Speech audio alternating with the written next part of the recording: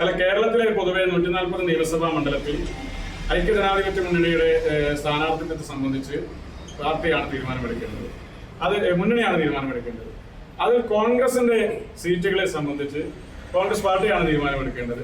ആ തീരുമാനത്തിൽ യൂത്ത് കോൺഗ്രസിന് അഭിപ്രായമുണ്ട്. യൂത്ത് കോൺഗ്രസ് ഞങ്ങളുടെ അഭിപ്രായം രേഖപ്പെടുത്തും. സ്വാഭാവികമായും ഉദയപൂർ സമ്മേളനത്തിന്റെ തീരുമാനം നടപ്പാക്കണമെന്നുള്ളതാണ് ശ്രീ രാഹുൽ ഗാന്ധിയുടെ നിർദ്ദേശം രാജ്യത്തെ എല്ലാ സംസ്ഥാനങ്ങൾക്കും ഉണ്ടായിരുന്നത്. ഇവിടെ കേരളത്തിനകത്ത് ആ തീരുമാനം നടപ്പാക്കാൻ വേണ്ടിയിട്ടുള്ള ശ്രമം ഉണ്ടാകുമെന്ന് പ്രതിപക്ഷ നേതാവ് തന്നെ കഴിഞ്ഞ ദിവസങ്ങളിൽ വ്യക്തമാക്കപ്പെടുകയുണ്ടായി. പിന്നെ ലക്ഷ്യ 2026 എന്ന പേരിൽ ഞങ്ങളുടെ പാർട്ടിയുടെ നടന്ന ക്യാമ്പ് എക്സിക്യൂട്ടീവും പൊതുവിൽ അതിലെ പൊതുവായ ഒരു തീരുമാനവും ഈ തെരഞ്ഞെടുപ്പിൽ യുവാക്കളെ പരിഗണിക്കണം എന്നുള്ളത് തന്നെയാണ്. സ്വാഭാവികമായും ഞങ്ങൾ ഉന്നയിക്കുന്ന ക്ലെയിം എന്ന് പറയുന്നത് വരുന്ന നിയമസഭാ തെരഞ്ഞെടുപ്പിൽ യുവാക്കളെ പരിഗണിക്കണം എന്നുള്ള ആവശ്യം, അത് പിന്നെ ഞങ്ങളിൽ നിന്ന് മത്സരിപ്പിക്കാവുന്ന പരിഗണിക്കാവുന്ന ചെറുപ്പക്കാരുടെ ഉൾപ്പെടെയുള്ള കാര്യങ്ങളൊക്കെ ഞങ്ങൾ കൈമാറും. പർട്ടിക്കുലർ സീറ്റിനെ സംബന്ധിച്ച് ഒരു കമന്റ് അല്ല, അത് മാധ്യമങ്ങളിൽ വന്ന വാർത്തയാണ്. അദ്ദേഹം ഏതെങ്കിലും ചാനലിന് മുമ്പിൽ അദ്ദേഹം എന്ന് പറഞ്ഞിട്ടില്ല, ഞാൻ ഇന്ന സീറ്റ് ക്ലെയിം ചെയ്യുന്നു അദ്ദേഹം എന്ന് പറഞ്ഞിട്ടില്ല. അതൊരു സ്കൂപ്പായിട്ട് വരുന്നതല്ല. അതിന് ഹൈപ്പോത്തറ്റിക്കൽ ആയിട്ടുള്ള മറുപടിക്ക് ഞങ്ങൾ ഇപ്പോൾ നിൽക്കാൻ നിൽക്കുന്നില്ല. എന്തായാലും സീറ്റുകൾ നമ്മൾ ആവശ്യപ്പെടുമോ? അങ്ങനെ വല്ലതും ഉണ്ടോ?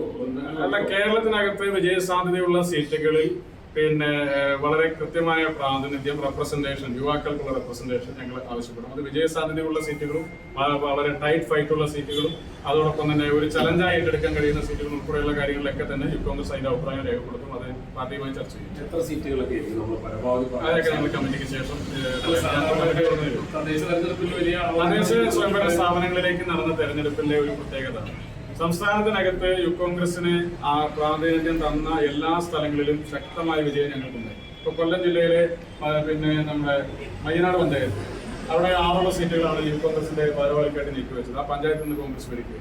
സമാനമായ രീതിയിൽ എത്രയോ ജില്ലാ പഞ്ചായത്ത് ഡിവിഷനുകൾ, കടുത്ത ഇടതുപക്ഷ കോട്ടകളായിരുന്ന ജില്ലാ പഞ്ചായത്ത് ഡിവിഷനുകൾ, ആ ഡിവിഷനിലൊക്കെ തന്നെ യൂത്ത് കോൺഗ്രസിന്റെ സ്ഥാനാർത്ഥികൾ വിജയിച്ചിട്ടുള്ളൂ. തിരുവനന്തപുരത്ത് പിന്നെ നബീൽ കല്ലമ്പലം മത്സരിച്ച് വിജയിച്ച സീറ്റ്, യൂത്ത് കോൺഗ്രസ് സംസ്ഥാന ജനറൽ സെക്രട്ടറിയായ കാവ്യ രഞ്ജിത്ത് മത്സരിച്ച് വിജയിച്ച സീറ്റ്, മട്ടന്നൂരിലെ ജിതിൻ കുളപ്പം മത്സരിച്ച് വിജയിച്ച വാർഡ് സീറ്റ്, അതൊക്കെ CPM-നെ ബദലായി മറ്റൊരാൾ പോലും നോമിനേഷൻ പോലും കൊടുക്കാൻ കുറേയേറെ കാലം ആളില്ലാതിരുന്ന സ്ഥലങ്ങളൊക്കെയാണ്.